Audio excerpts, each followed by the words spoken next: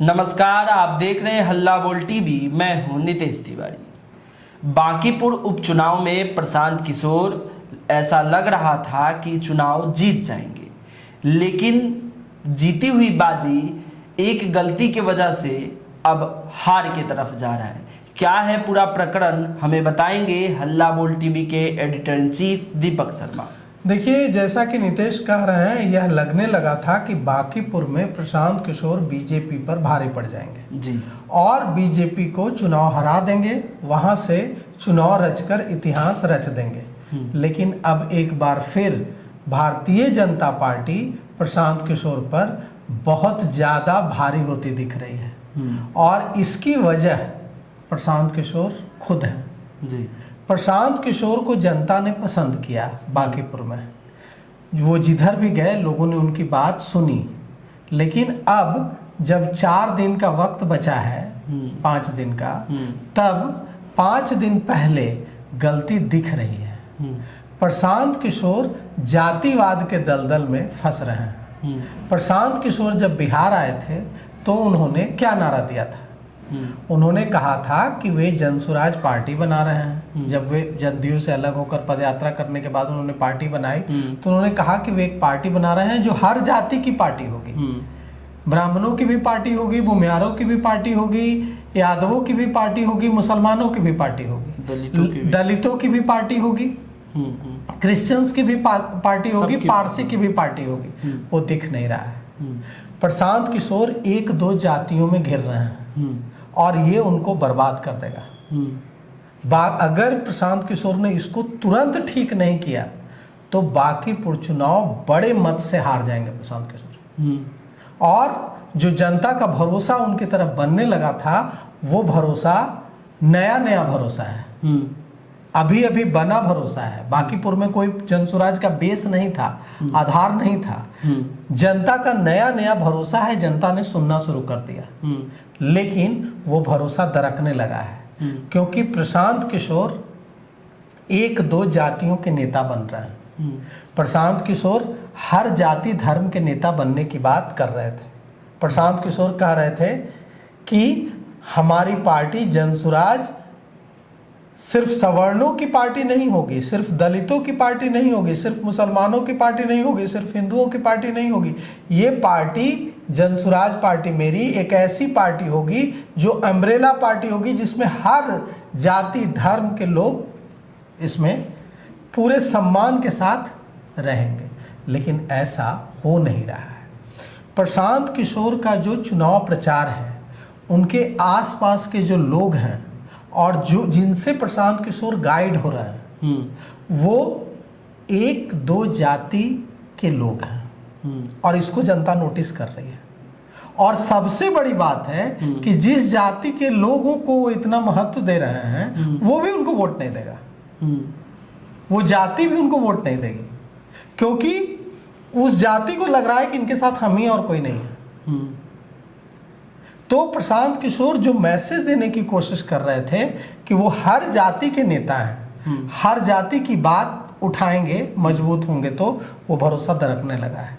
प्रशांत किशोर जातिवाद के दलदल में फंस चुके हैं और बांकीपुर में ये जातिवाद की राजनीति उनको नहीं जिताएगी।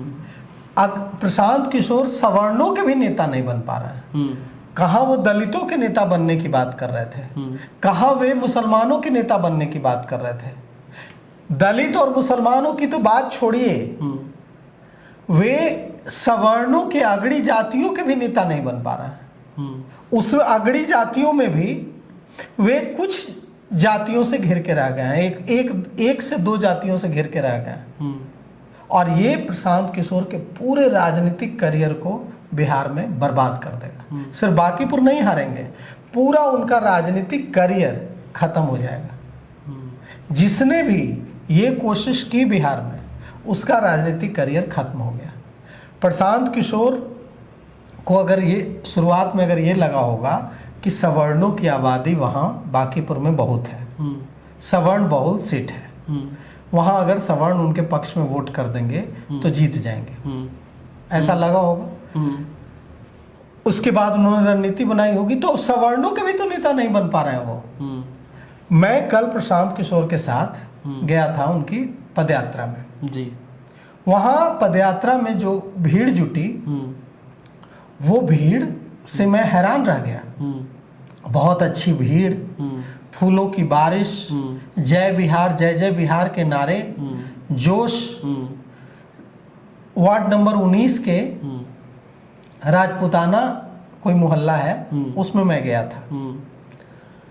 मुझे लगा कि यह तो गढ़ है प्रशांत किशोर का, अभूतपूर्व समर्थन है। प्रशांत किशोर वहां से चले जाते हैं फूलों की बारिश के बाद, और आज मैं फिर सुबह वहां जाता हूं, और फिर मैं सुबह जाकर मैं पता लगाने की कोशिश करता हूं कि ये जो जन समर्थन था वो दिखाया गया, जुटाया गया जन समर्थन था या जन समर्थन है। प्रशांत किशोर के आने के पहले भी वहां संजय सिंह जाते हैं, और प्रशांत किशोर के जाने के बाद भी वहां संजय सिंह जाते हैं। और वहां जो इवेंट हुआ है, ये इवेंट मैनेजमेंट था जो मैं देख करके प्रभावित हो गया। उस इवेंट के जाल में फंस गया मैं कि इतना जन समर्थन है प्रशांत किशोर का। प्रशांत किशोर तो ऐसे ही चुनाव जीत जाएंगे, इनको तो कुछ करने की यहाँ जरूरत ही नहीं, जनता तो एकदम फूल बरसा रही है। ये इवेंट था जो इवेंट उनकी पार्टी के लोगों ने उनके लिए ऑर्गेनाइज किया था। प्रशांत किशोर वहां से निकले, इवेंट खत्म। प्रशांत किशोर के जाने से पहले संजय सिंह वहां गए थे। उन्होंने मतदाताओं और प्रभावशाली लोगों के साथ मीटिंग की थी। प्रशांत किशोर के जाने के बाद भी वहां संजय सिंह गए और वहां प्रभावशाली लोगों के साथ मीटिंग की है। प्रशांत किशोर को वहां भी वोट नहीं मिलेगा, क्योंकि प्रशांत किशोर गलती कर रहे हैं। प्रशांत किशोर 1 से 2, बस 1 से 2 जातियों से घिर कर रह गए। आप बताइए कि अभी जो चुनाव प्रचार अभियान चल रहा है, इसमें भूमिहारों का कौन सा नेता है उनके साथ? एक नाम बताइए। एक आदमी, एक व्यक्ति नहीं है वहां। भूमिहारों की बड़ी आबादी है। हाँ, बांकीपुर में भूमिहारों की बड़ी आबादी है और वोट देने वाली आबादी है जो वोट देती है। एक उनको अगर ये लगता होगा कि वे ब्राह्मण हैं इसलिए ब्राह्मण उनको वोट दे देंगे, तो वो तो ठीक बात है। लेकिन वहां भूमिहारों का वोट उनको मिलेगा, इसके लिए कौन सा चेहरा है उनके पास जो वहां उनके लिए काम कर रहा है? कोई नहीं, कोई चेहरा नहीं दिख रहा, कोई नहीं। सवाल ये उठता है कि प्रशांत किशोर ऐसा क्यों कर रहे हैं? कायस्थों का कौन सा चेहरा घूम रहा है जो उनको वोट दे देगा? वहां कायस्थ वोट देगा नहीं। भूमिहार के लिए भूमिहार वोट दे, इसके लिए आप कुछ कर नहीं पा रहे हैं। बनिया का भी वहां पे अच्छा, बनिया आपको वोट दे, इसके लिए आप कुछ कर नहीं पा रहे हैं। और राष्ट्रीय जनता दल का जो बेस है, वो मैं कल जब लौट कर वापस आ रहा था तो रास्ते में मुझे दिखा कि राष्ट्रीय जनता दल की जो कैंडिडेट है रेखा गुप्ता, वो साइलेंटली अपना बेस संभाल रही है। बेस नहीं टूटेगा राष्ट्रीय जनता दल का। यादव मुसलमान का वोट उधर ही जा रहा है, वो 100% उधर ही। कुछ 5-10% इधर उधर बिखर सकता है, लेकिन बड़ा चंक आरजेडी के साथ है। तो सवाल उठता है कि किसके भरोसे चुनाव जीतेंगे? यादव मुसलमान रहेगा आरजेडी के साथ, भूमिहार कायस्थ और राजपूतों का एक बड़ा हिस्सा वो बीजेपी के साथ, जो बनिया कम्युनिटी है जो वहां, वो वैश्यों का बड़ा वोट बीजेपी के साथ और कुछ रेखा गुप्ता की वजह से उधर जाएगा। तो किसके भरोसे वहां चुनाव जीत रहे हैं? इवेंट मैनेजमेंट के भरोसे। और जो लोग उनके लिए इवेंट ऑर्गेनाइज कर रहे हैं और जय बिहार के नारों से एकदम गुंजा दे रहे हैं और पूरा एकदम माहौल बना दे रहे हैं, वो सारा माहौल धरा का धरा रह जाएगा। भारतीय जनता पार्टी को रोकने के लिए प्रशांत किशोर को अपनी इमेज एक ऐसे नेता की बनानी चाहिए थी जो जाति के बंधन से ऊपर उठता हो। क्योंकि भारतीय जनता पार्टी में कम से कम कोई जाति की तो पार्टी नहीं है। भारतीय जनता पार्टी भूमिहारों की भी पार्टी है, भारतीय जनता पार्टी राजपूतों की भी पार्टी है, वो दलितों की भी पार्टी है, वो ब्राह्मणों की भी पार्टी है। एक मुसलमान छोड़कर मुसलमान छोड़कर वैश्यों की भी पार्टी है, तमाम जातियों की पार्टी, एक मुसलमान छोड़कर हर जाति को रिप्रेजेंट तो करती है।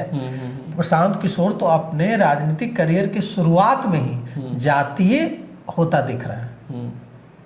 प्रशांत किशोर अब अगड़ी जाति के भी नेता नहीं बन पा रहे हैं, वे 1 से 2 जातियों में सिमट कर रह जा रहे हैं, और ये प्रशांत किशोर की कहानी को खत्म कर देगा। अगर प्रशांत किशोर अगड़ी जाति के भी नेता बनते कि हाँ ब्राह्मणों के भी नेता हैं, भूमिहारों के भी नेता हैं, राजपूतों के भी नेता हैं, कायस्थों के भी नेता हैं, तो भी उनका फ्यूचर हो सकता था। लेकिन वो जिस तरह से 1 से 2 जातियों में उलझ रहे हैं, इसके बाद बांकीपुर तो हारेंगे ही, बिहार की राजनीति से उनका सफाया हो जाएगा। और प्रशांत किशोर वही गलती कर रहे हैं जो बिहार में कई नेताओं ने की, और उनकी पार्टी आज कहीं नहीं है, उनकी पार्टी खत्म हो चुकी है। तो जो प्रशांत किशोर के सलाहकार हैं बिहार की राजनीति में, उन्होंने कॉन्ट्रैक्ट ले लिया है, लगता है, प्रशांत किशोर को डुबाने का।